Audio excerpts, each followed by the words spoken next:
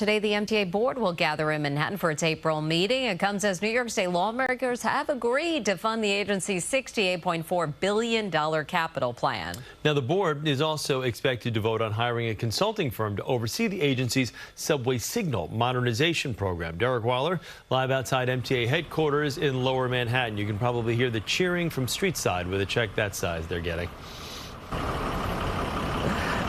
Yeah, Chris, Mary, good morning to you. It really is an eye-popping number, $68.4 billion. And actually $4 million of that is going to go to a consultant to advise the MTA on the implementation of these new modern signals to speed up trains and reduce delays. And really, we're talking about these ancient, century-old analog signals that run on most subway lines. The MTA has said they account for nearly 4,000 train delays every month.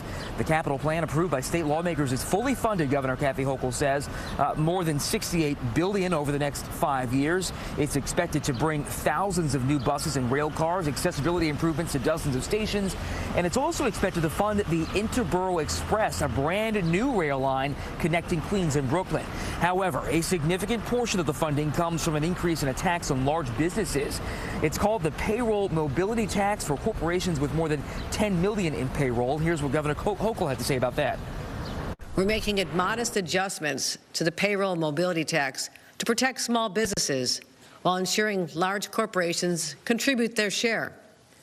Small businesses across the New York City region will actually see their tax burden reduced by half, while larger employers whose workforce heavily rely on mass transit will see some small increases.